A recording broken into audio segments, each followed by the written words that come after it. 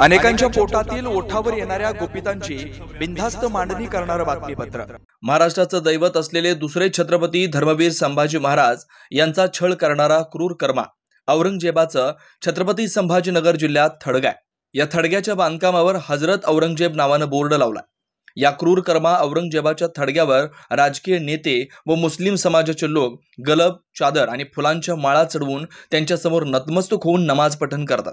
छत्रपती संभाजीनगर जिल्ह्याच्या गॅजेटमध्ये क्रूर कर्मा औरंगजेबाच्या पडद्याभोवती जेवढं बांधकाम आहे त्यापेक्षा जास्त बांधकाम या ठिकाणी नव्याने करण्यात आलंय। हे बांधकाम काढण्यात यावं याकरता सांगलीचे आज हिंदू एकता आंदोलनाचे प्रदेशाध्यक्ष माजी आमदार नितीन शिंदे व माजी नगरसेविका स्वाती शिंदे यांच्या नेतृत्वाखाली आंदोलनाचं आयोजन करण्यात आलं होतं। या प्रसंगी राजीव जाधव, प्रसाद रिसोडे, संजय जाधव, पृथ्वीराज भैया पवार मोठ्या संख्येने हिंदुत्व कार्यकर्ते उपस्थित होते। सांगलीमध्ये आज जिल्हाधिकारी कार्यालयावर हिंदू एकताच्या वतीनं माजी आमदार नितीन शिंदे यांच्या नेतृत्वाखाली या ठिकाणी आंदोलन करण्यात आलं।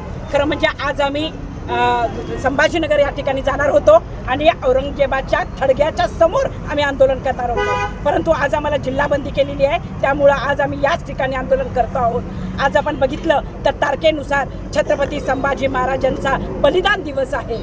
तर या छत्रपती संभाजी महाराज म्हणजे आमचं त्यागाचं स्वरूप आहे, ते म्हणजे धर्मनिष्ठ आणि त्याचप्रमाणे राष्ट्रभक्त आहेत की ज्यांच्यावर त्यांचा मृत्यू हाल करून हे औरंगजेबाने केलेला आहे। आज छावा चित्रपट येतोय, संपूर्ण देश रडतोय, त्यांच्या अश्रू आम्ही वाया जाऊ देणार नाही।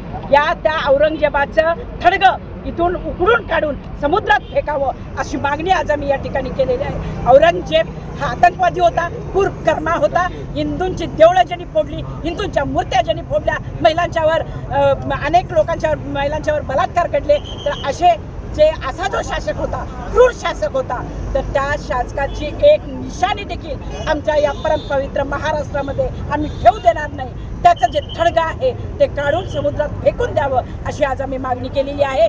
जरी ASIच्या अंतर्गत जरी ही खबर असली तरी देखील आज देशामध्ये हिंदुत्ववादी केंद्र सरकार आहे, राज्य सरकार हिंदुत्ववादी आहे, त्यामुळे आम्हाला खात्री आहे नक्कीच ज्या पद्धतीनं अफजल खानचं तडगं इथून उकडून काढून फेकण्यात आलं आणि अतिक्रमण काढण्यात आलं, त्याच पद्धतीनं इथलं अतिक्रमण निघेल आणि या मातीमध्ये त्याला जसं गाठलं त्याचं प्रतीक म्हणून आज आम्ही त्या ठिकाणी येऊन ते काढून आम्ही त्याला समुद्रात फेकून देऊ असं या ठिकाणी आम्ही सांगितलेलं आहे। आज बलिदानाच्या दिवशी संभाजी महाराजांच्या हे आंदोलन आज आम्ही उभा केलेलं आहे। औरंगजेबाचं जे राज्यामध्ये ठिकठिकाणी उदात्तीकरण चालू आहे, सभागृहामध्ये सुद्धा अबू आझमीसारखी औलाद त्या ठिकाणी त्याचं उदात्तीकरण करते आहे। त्याचबरोबर असुद्दीन ओवैसीसारखी औलाद औरंगजेबाच्या थडग्यावर जाऊन गलब चढवून त्या ठिकाणी नतमस्तक होते आहे। या सगळ्या गोष्टी या शिवभक्तांना संताप आणणाऱ्या गोष्टी आहेत, ह्या ताबडतोब थांबल्या पाहिजेत। अनेक हिंदुत्ववादी नेते औरंगजेबची कबर उकडून टाकून द्या अशा पद्धतीची मागणी करतायत। सरकार म्हणतंय की आमच्या हातामध्ये हे नाही, हे पुरातत्व विभागाच्या हातामध्ये आहे। राज्यामध्ये हिंदुत्ववादी सरकार आहे, हिंदुत्ववादी मुख्यमंत्री देवाभाऊ आहेत, देशाचे पंतप्रधान हिंदुत्ववादी आहेत नरेंद्रभाई मोदी, आणि त्यांच्या अधिकारामध्ये हे पुरातत्व खातं आहे। या अधिकाराचा वापर करून हे क्रूर कर्मा कपटी औरंगजेबाचं थडगं उपटून काढून अरबी समुद्रामध्ये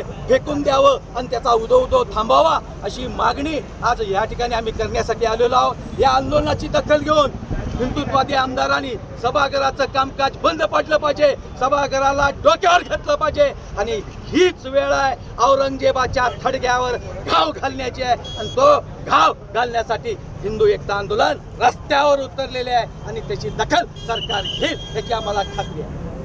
बेधडक निर्भीड बिनधास्त मांडणी करणारा खबऱ्या लाईव्ह।